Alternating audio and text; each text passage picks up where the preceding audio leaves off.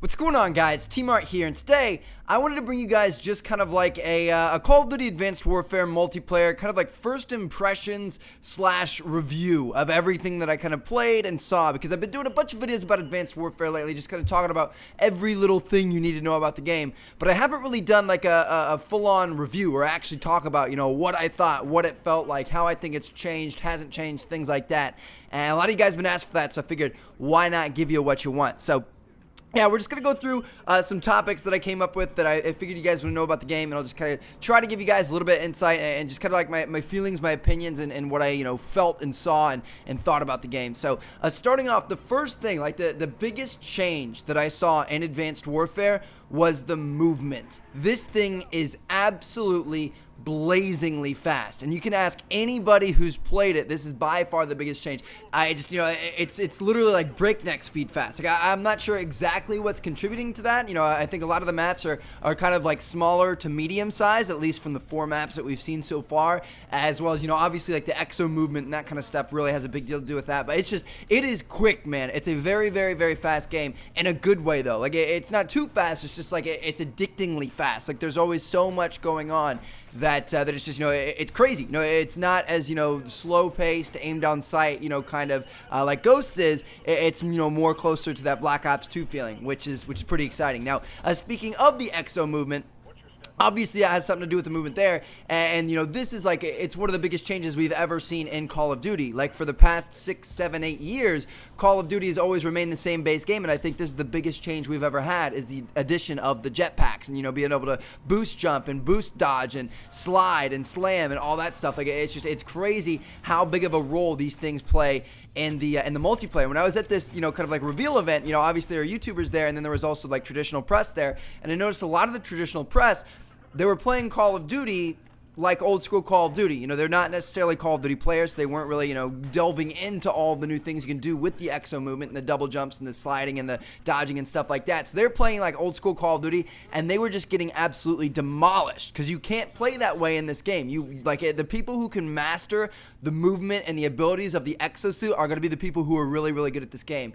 And that's kind of cool. You know, it kind of extends that skill gap there, where it's not only being a smart player, it's not only having good gun skill, but now you got to be good on your sticks. You got to be good at moving around the map. You got to be good at kind of like stringing lines together and things like that, which is pretty cool. You know, it's an entirely new dynamic out of the game that I really like. So yeah, that's pretty crazy. It's just, you know, like I said, this game is insanely fast. It's very addicting. If you guys have that, you know, like gamer ADD that we all have, this thing is definitely going to get your fix for that. So that's pretty good. Now, it's very fast, you know, don't get me wrong there, but the gunfights, or the time to kill, is actually, like, I wouldn't call it slow, but it's slower than Ghost. Like, you guys know in Ghost, the way that Ghost plays, the way that the guns kill in like those 2 to 3 shots, and it's just like, whoever is aiming down sight in Call of Duty Ghost wins that gunfight 99 out of 100 times. Like, if you come around the corner, even if you're better than that person, even if you jump shot and aim and, you know, do all that, if they're aiming down sights and they, you know, get that first shot on you, you're almost always guaranteed to die. And that's what's really, really frustrating. It really slows down the speed of the gameplay. But in this game, in Advanced Warfare, it feels a lot more like Black Ops 2, to where, you know, obviously the person that's, you know, aiming down sight and setting themselves up has a slight advantage, but that doesn't mean that they're guaranteed to win that gunfight. You know, because the guns don't kill as quickly, you have a chance to, you know, turn around and take them out. Or because now we have these exo abilities, you can boost dodge out of the way and then turn and take them out. Or boost dodge around a corner and then double jump over the building that they're next to and come down behind them. You know, there's so many different options now. So it really, like, gunfights are a lot of fun. I was getting into a few gunfights with people that lasted like 7, 8, 9, 10 seconds. Like, we were like boost dodging around stuff, and it gets really, really intense. And I think, you know, like I said, the people that can master that movement are really gonna, you know, have a big advantage in this game. So it's pretty cool. You know, I really do like the way that the guns don't kill quite as fast, and it doesn't really kind of you know, cater itself towards that campier, aim down sight behind a piece of cover gameplay, because, you know, people that play like that now are gonna get destroyed, because they're gonna get jumped up behind. They're gonna get, you know, people are gonna get on top of them, around them, before they even know what's going on. So that's pretty cool. And then Obviously the exo movement for gunfights, especially what we're going to see in esports and things like that, it's going to be crazy because now there's no longer the simple drop shot or the jump shot to evade enemy fire. Like now you've got boosting and sliding and dodging and, all this stuff. So it's just, it's honestly crazy, man. It really is crazy, but in a good way. Like it's definitely a lot of fun. And it's definitely one of the most, like I said, it's like the biggest change that we've seen in Call of Duty up until this point, which is pretty cool. Now, moving on to the maps. Let's talk about these maps, baby. So we've only been able to see 4 multiplayer maps so far. I think usually there's like 16 to 20 when a game first, maybe 12 to 20. I'm not sure, but there's a good amount. We'll say like 15 for, kind of middle range number. So we could expect around 15, but we've seen 4 so far. The first one that I want to talk about is Ascend. This one is the one that you guys have seen CTF gameplay on. It's a futuristic space terminal. It's probably my favorite map of the 4. It just really reminds me of like an old school Call of Duty map. Like it's pretty simple. There's not too much verticality. There's a little bit, but not too much. And there's like 3 primary lanes, and everything just kind of makes sense. Like the flow of the map really makes sense. It's not like a bunch of chaos and hecticness everywhere, and you never really know where to expect enemies. You always know the general direction they're going to be coming from, which is kind of nice. I really do like that, and I think a lot of their maps are kind of based around that mentality. Next up, we got Biolab. This is the snow map you guys have been seeing TDM gameplay on. This one's super open and has like long range engagement areas on the exterior, and then it's got like an interior, kind of like Biolab base where it's got, close quarters combat and stuff like that. So it's a really well balanced map. It's got a little bit of interactivity where like this big cargo bob chopper brings in this like mobile building house type thing and like drops it down. It cuts off a bunch of sight lines and gives you another structure to go up into, and really changes like half the map right in the middle of the game. So that's kind of cool. It wasn't my favorite, but it was still a pretty good map. Next up, we've got Defender. So this is the one that has the tidal wave crash into the shoreline in the middle of the match. It's the one that you guys have been seeing the new game mode uplink on. It's very open and large. Many long lines of sight, definitely built with assault rifles and snipers in mind. So that's kind of cool. You always want a map kind of like that. So that's a pretty good one. And then finally, Riot. This is a really cool one. This is probably my second favorite, if not tied for first with Ascend. This one is the jail one that you guys have seen Hardpoint gameplay on. It's literally perfect for Hardpoint. Like, I don't know, it's a really, really great size. Like, it's not too big, it's not too small. You can, evade enemies if you want to, or you can get right into the action within a couple of seconds if you want to. Again, it's one of those ones where it's got kind of like a more open, longer range exterior with a chaotic interior, and it's got a cool map-based kill streak called the, I believe, the inmate detection system or something like that, where like these little drones will fly around and tag enemies, and it kind of like highlights them on your mini-map like a Blackbird or an orbital VSAT. On your and then your teammates' minimap. So that's kind of cool. And yeah, it's just, it seems like they have a good variety of maps in there. None of them are too crazy. None of them seem too chaotic. And they've got a nice range of, kind of smaller to medium, and then medium to, I wouldn't even call them large. Like, Ghost had enormous maps, and I haven't seen anything that's been absolutely crazily enormous, like Whiteout or Stonehaven or anything like that in this game. So that's pretty good. Those maps got kind of boring at times. And yeah, I don't know. I think they, some are catered towards, SMGs and shotguns. Some are catered towards assault rifles and snipers, and then some are right in the middle where you can use whatever you want, which is kind of cool. Now, moving on, let's talk about weapons. So we haven't really seen everything yet. We've only seen a couple of weapons in each category, but I was impressed with what I saw. There's just, there's a ton of variety, in each and every class, and the different weapons have different advantages and disadvantages, and then there are some fun weapons like the dual heavy machine guns that you can run around with, and you can plant them in the ground and act like a turret, and like they aren't very good, honestly, but they're fun to use.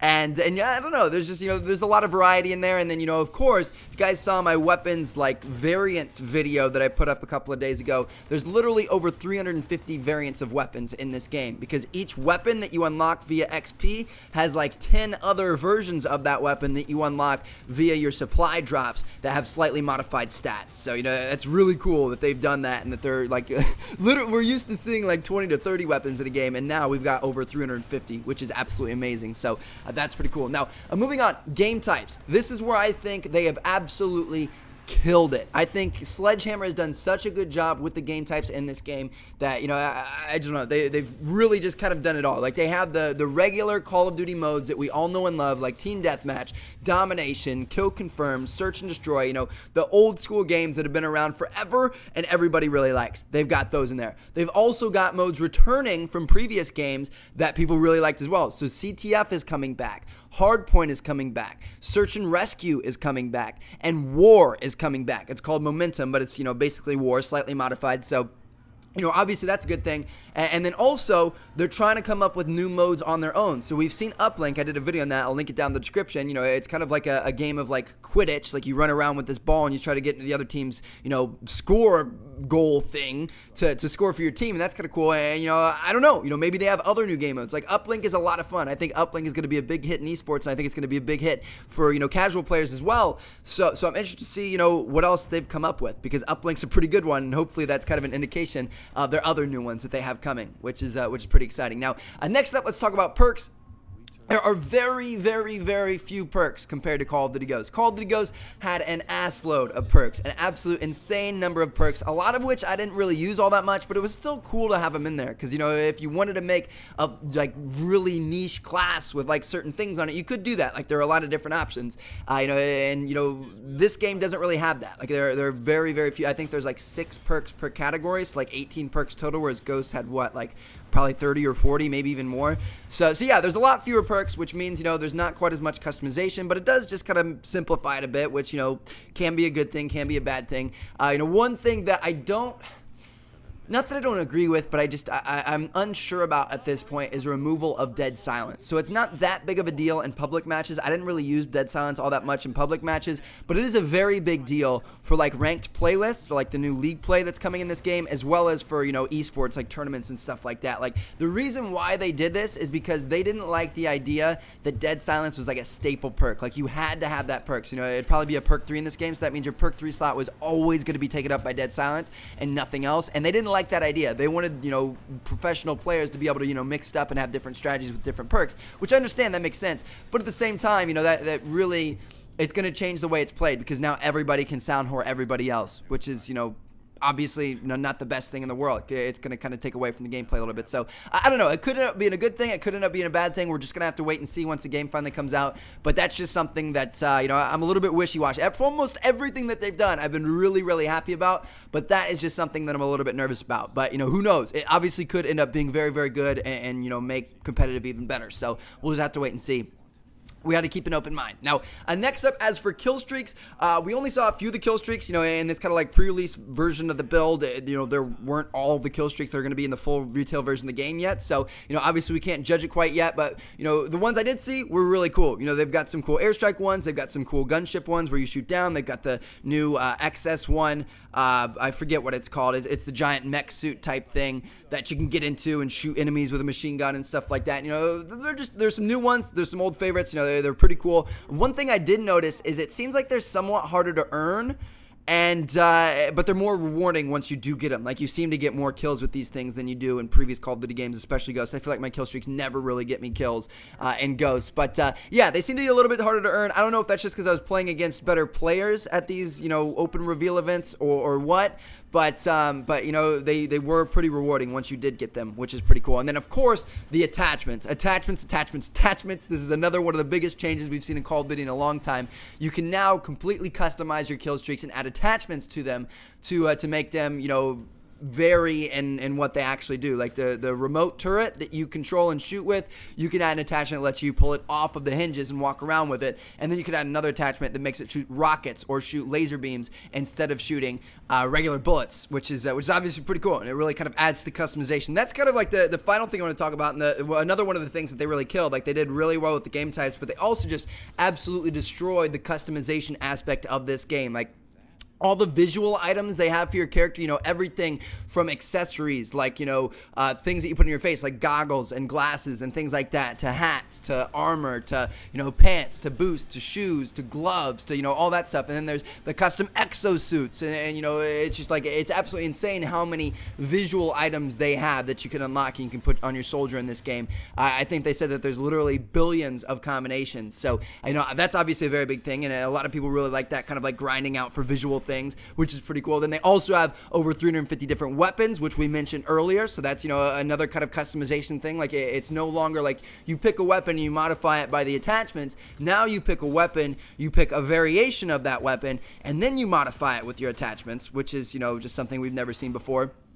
And they've also got the customization with the attachments and the kill streaks, which we just mentioned just before this. And then finally, you know, obviously the pick 13 system. Like, I really missed the pick 10 system from Black Ops 2. And the pick 13 system is pretty much the exact same thing, just improved, because it adds in the kill streaks to the mix. So now, like, you know, like I mentioned before, you can choose, you know, you can completely load up on like perks and wild cards and, you know, equipment and attachments on your weapons and not take any kill streaks, or you can load up on kill streaks and sacrifice everything else, or you can, so you can really put emphasis on whatever you want, whether that be attachments, perks, wild cards, equipment, kill streaks. You can choose what you want to put on what and what you want to load up on, and, you know, things like that, to really customize your class and really just kind of make it all about you, I guess I could say. Like, it's all about being you in this game, which is pretty cool. There's a lot of freedom. You know, it's like they gave us a coloring book that has some lines in there, but it's not a paint by number. It's not like you put this color here, this color here, this color here, and it's not like a dictatorship Call of Duty. It's like, you know, they're like, hey,